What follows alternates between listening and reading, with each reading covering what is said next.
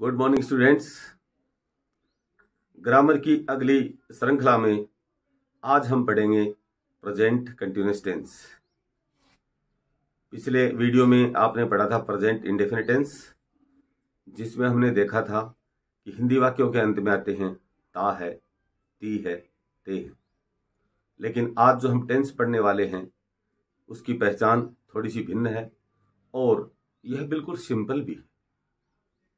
यदि आप इस छोटे से वीडियो को देखेंगे तो शायद आपको बिल्कुल भी इस टेंस को समझने में दिक्कत ना हो, और यहाँ तक कि कम्पिटिटिव एग्जाम्स हैं उसमें भी आपको fill in the blanks with the correct form of verb जैसे क्वेश्चंस को हल करने में बिल्कुल भी परेशानी ना आए। तो चलो हम देखते हैं अपना आज का tense, present continuous tense.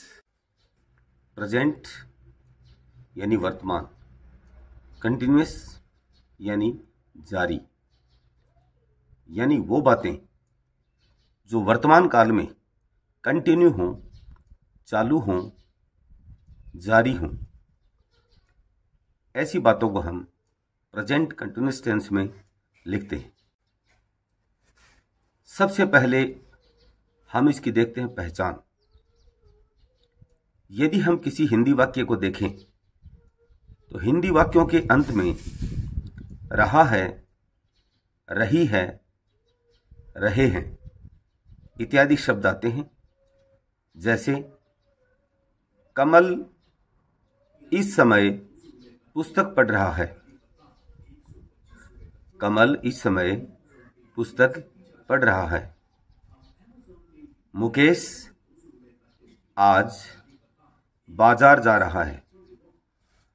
Mukesh आज बाजार जा रहा है।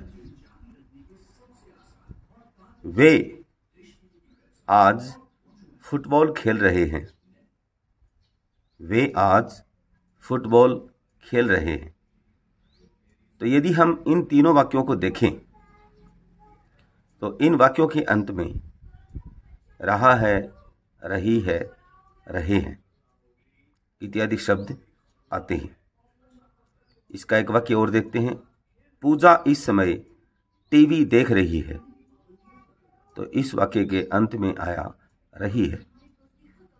तो अब स्पष्ट हो गया कि हिंदी वाक्यों के अंत में रहा है, रही है, रहे हैं इत्यादि शब्द आते हैं। अब हम बात करते हैं अंग्रेजी वाक्यों की पहचान। अंग्रेजी वाक्यों में हम किस तरह से पहचानें कि ये प्रेजेंट कंटिन्यूअस टेंस है, क्योंकि जब तक पहचान नहीं होगी तब तक हम ना तो करेक्ट फॉर्म सही रूप से भर पाएंगे और ना ही हम दिए गए वाक्य का इंग्लिश से हिंदी में ट्रांसलेशन कर पाएंगे। तो इसकी अंग्रेजी पहचान है today, now, eight this time, at present, these days, at this moment, see, see, look, look, look। तो इस तरह के जो शब्द हैं यदि किसी सेंटेंस में आते हैं तो वह प्रेजेंट कंटिन्यूअस टेंस की श्रेणी में आता है। Helping verb. अब यदि हम हिंदी से किसी वाक्य को अंग्रेजी में ट्रांसलेशन करना चाहें तो ये ज़रूरी है कि हमें इस टेंस की हेल्पिंग वर्ब यानी सहायक क्रिया का ज्ञान होना बहुत ज़रूरी है।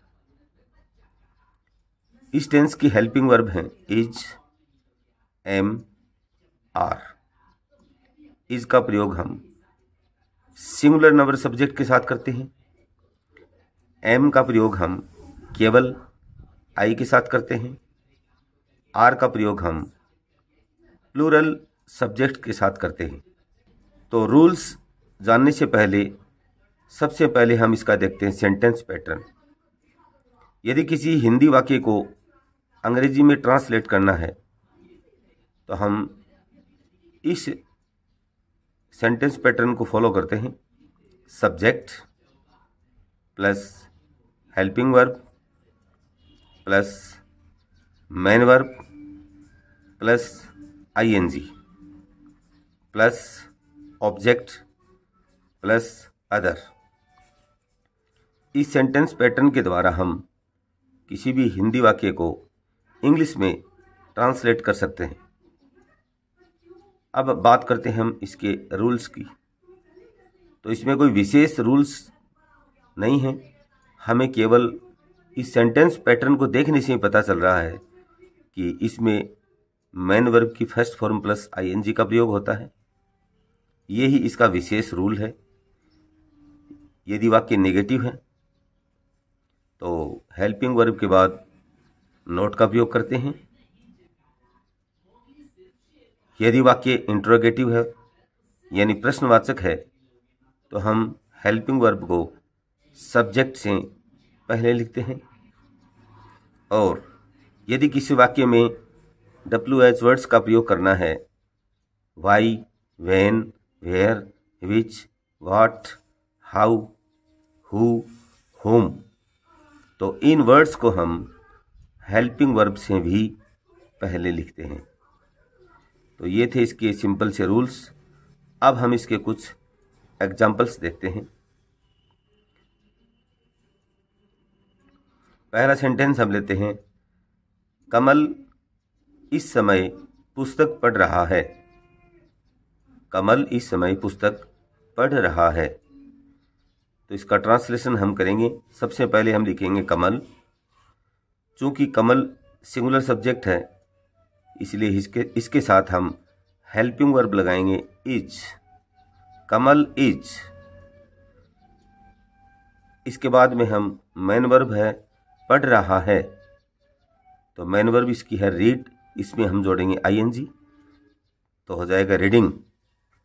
रीडिंग के बाद हम जो चीज़ वह पढ़ रहा है उसको लिखेंगे यानी book.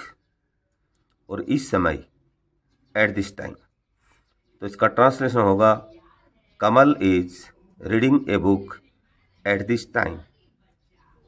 Kamal is reading a book at this time. यदि हम इस वाक्य को नेगेटिव बनाना चाहें तो हमें कोई अधिक परिवर्तन करने की आवश्यकता नहीं है।